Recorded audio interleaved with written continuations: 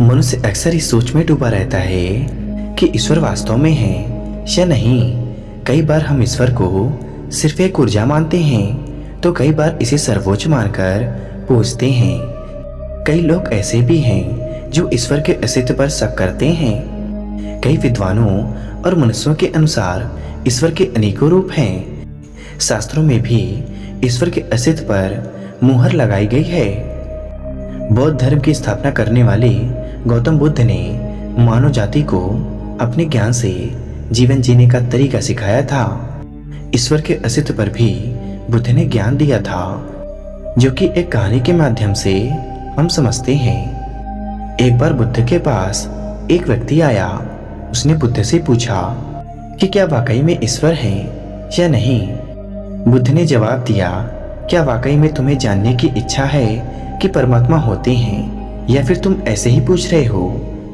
उस व्यक्ति को लगा कि बुद्ध उसे गंभीरता से नहीं ले रहे हैं। उसने गुस्से में कहा, मैं इस सवाल के जवाब को पाने के लिए कुछ भी दांव पे लगाने के लिए तैयार हूँ। हालांकि मैं ऐसा सोचकर नहीं आया था। मुझे चुनौती मत दीजिए। मैंने कई विद्वानों से इसका जवाब मांगा, लेकिन मुझे कोई विशेष जवाब नहीं मिला। मैंने सुना है आप बहुत बड़े ज्ञानी हैं, इसलिए मैं आपके पास अपने सवाल का जवाब जानने आया हूँ। बुद्ध ने मुस्कुरा कर कहा, मैं किसी को चुनौती नहीं देता। चुनौती देना मेरा काम नहीं। अगर तुम्हें अपना उत्तर चाहिए तो 2 वर्षों तक मेरे साथ रहो। इन 2 वर्षों में तुम्हें कुछ भी बोलना नहीं होगा, कोई प्रश्न नहीं करना होगा। यदि किसी चीज की जिज्ञासा हो तो उसे शांत रखना। जब 2 साल हो जाएगा तब मैं तुम्हारे सभी प्रश्नों के जवाब जरूर दूंगा। चिंता मत करो, मैं अपने वादे का पक्का हूँ। वह व्यक्ति बुद्ध का कथन सुनकर घबरा सा गया और सोचने लगा कि जान देना तो आसान होगा, लेकिन 2 साल मौन बैठना बहुत मुश्किल है। परंतु उसे उसके प्रश्न के जवाब पाने थे, इसलिए वह बुद्ध के शर्तों को मंजूर कर लिया। उसी समय उसके सामने पेड़ के नीचे बैठा एक साधु उसे देखकर जोर जोर से हंसने लगा। उस व्यक्ति ने तुरंत पूछा, तुम क्यों हंस रहे हो? साधु ने उत्तर दिया कि जैसे तुम आज फंस चुके हो वैसे मैं भी फंस चुका था।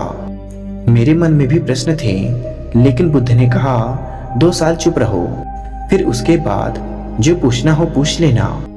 2 साल बाद मेरे पास कुछ पूछने के लिए तो बचा ही नहीं, इसलिए मैं तुम्हें चेतावनी देता हूँ कि जो पूछना है अभी पूछ लो। बुद्ध दोनों की बात सुनकर बोले, देखो मैं अपने वादे का पक्का हूँ। 2 साल बाद अगर तुम कुछ भी ना पूछोगे तो मैं तुम्हें जरूर याद दिला दूंगा कि तुम्हें कुछ पूछना था। देखते देखते 2 साल बीत गए। अपने वादे अनुसार बुद्ध उस व्यक्ति से पूछते हैं, तुम्हारा सवाल क्या था? अब तुम मुझसे पूछ सकते हो। वह व्यक्ति हंसने लगा और बोला, वह साधु सही कह रहा था। इन 2 सालों की चुप्पी में मेरे अंदर इतनी गहराई आ गई, ऐसा बोझ जमा हो गया। ध्यान लगाया, विचार धीरे धीरे कर खो गए। वर्तमान में डुबकी लगाई और फिर जिस ज्ञान की प्राप्ति हुई उसके लिए मैं आपको धन्यवाद करता हूँ। अब मेरे मन में कोई प्रश्न नहीं है, कोई सवाल नहीं है। बुद्ध ने मुस्कुरा कर कहा, जिस सवाल का जवाब हम भौतिकता में ढूंढते हैं, वास्तव में उसका उत्तर शून्य से मिलता है, और यही उत्तर परमात्मा है।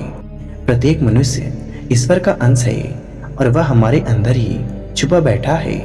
जब हम खुद में झांकते हैं तब पता चलता है कि वे अंदर ही हैं। मौन की अवस्था से पहले हम पूछते हैं परमात्मा कहाँ है, लेकिन विचारों की सुनता, ध्यान की गहनता के बाद हम कहने लगते हैं परमात्मा कहाँ नहीं है।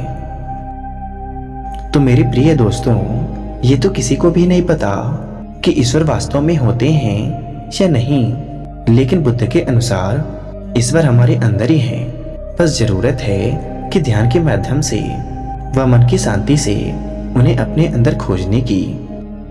वीडियो अच्छी लगी तो लाइक शेयर जरूर करें और ऐसे ही प्रेरक कहानियों के लिए चैनल को सब्सक्राइब कर दें। धन्यवाद।